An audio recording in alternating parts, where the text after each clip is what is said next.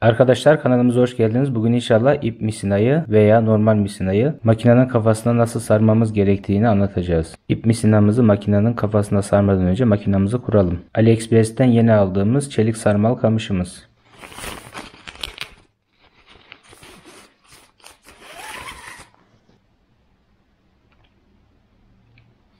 Yine AliExpress'ten ikinci kez aldığımız tam bir fiyat performans makinesi. Makinamızı kamışımıza takalım.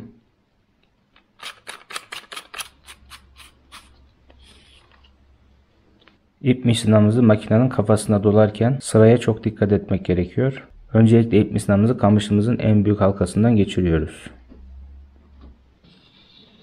Makinamızın telini açıyoruz.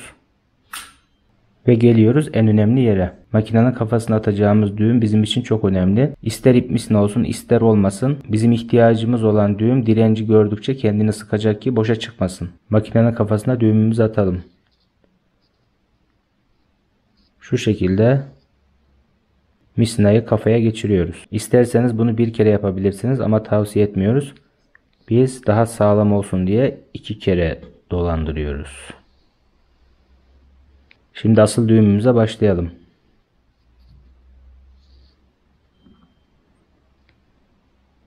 Küçük parçayı alıyoruz. Yuvarlak yapıyoruz. Küçük parçayı dışarıdan içeriye doğru 3 kere doluyoruz.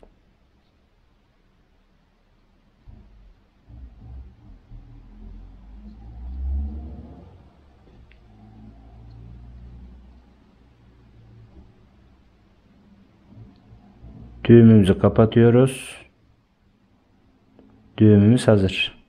Büyük parçayı alıyoruz. Makinamızın kafasını tutuyoruz ve düğümü kafaya doğru gönderiyoruz.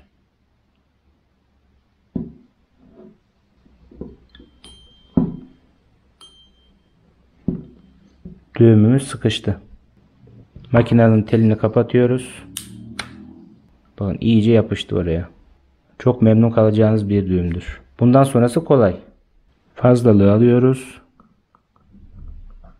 Kamışımızın son kademesini açıyoruz. Misinamızı sararken misinamızın sarılı olduğu makara etrafa kaçmasın diye bir kutuya veya içinde su olan kovaya atıyoruz. Sıkı bir sarım yapabilmek için misinamızı nemlendirilmiş bezimizin içine koyuyoruz. Katlıyoruz. Elimizle bezimizi tutuyoruz. Ve başlıyoruz dolamaya.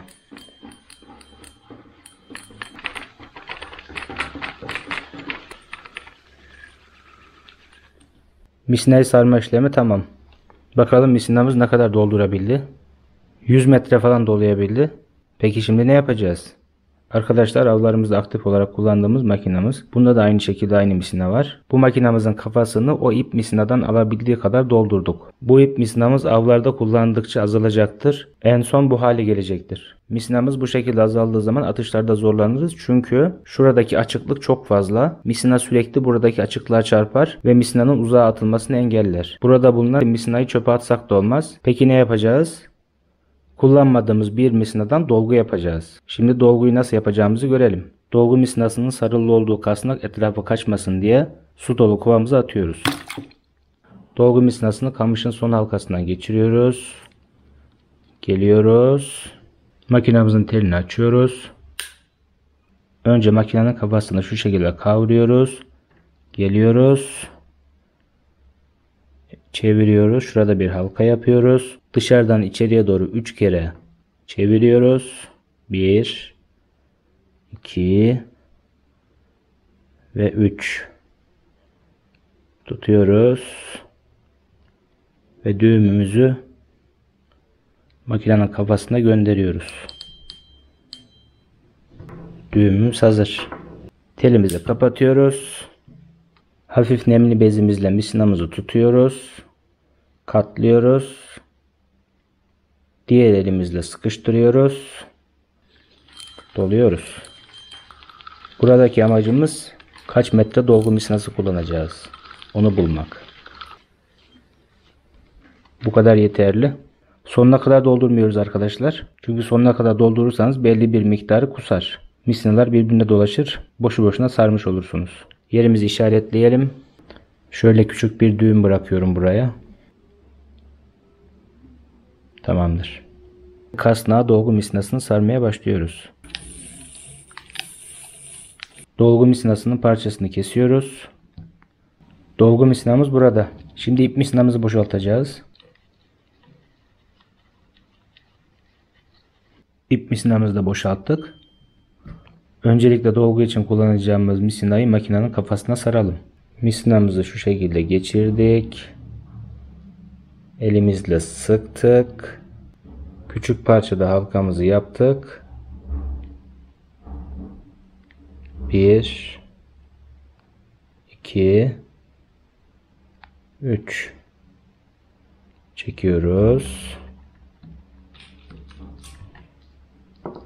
ve sıkıştırıyoruz.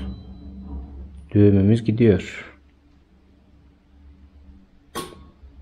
Çektikçe sıkışacak, çektikçe sıkışacak. Fazlalığı alalım.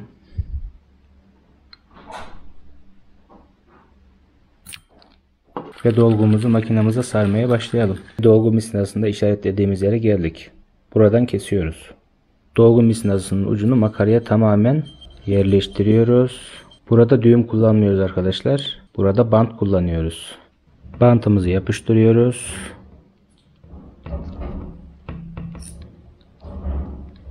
Ve dolamaya devam ediyoruz bantımızı. Uç tam olarak şurada. Biraz daha dolayalım.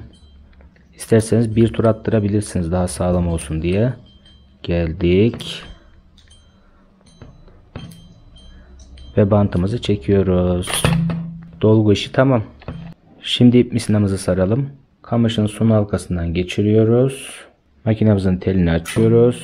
Şimdi bizim güzel düğümümüzü atıyoruz. Makinenin kafasında şu şekilde geçirdim. Sonra bir daha geçiriyorum.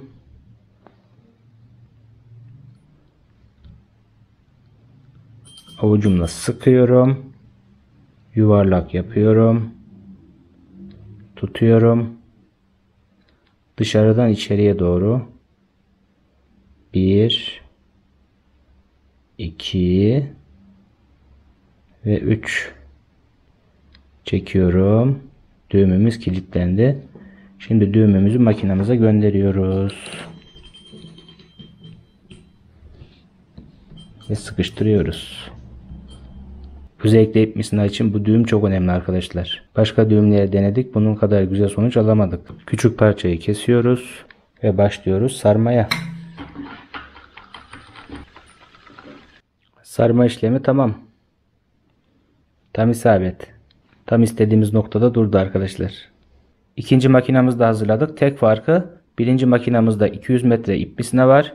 Diğer makinamızda 70, 90 belki 100 metre misina var. Dolgunun faydası. İlerleyen zamanlarda bu misinamız azalmaya başlayacak. Belli bir seviyeye geldiği zaman bunun altına da dolgu uygulayacağız. Bu sayede misinayı sonuna kadar kullanmış olacağız. Arkadaşlar burada gördüğünüz tüm malzemelerin bilgilerini aşağıdaki açıklama bölümüne ekleriz. Oradan bakarsınız. Fakat bunların hepsini AliExpress'ten aldığımız için link veremiyoruz. Linkler çok değişken. Yazacağımız isimlerle AliExpress'e girerseniz sizler de bu şekilde olta malzemeler alabilirsiniz. Arkadaşlar misinayı makaraya sarma videomuz burada sona erdi. Umarız yararlı olmuştur. Yeni paylaşımlarda ve balık avlarında görüşmek üzere.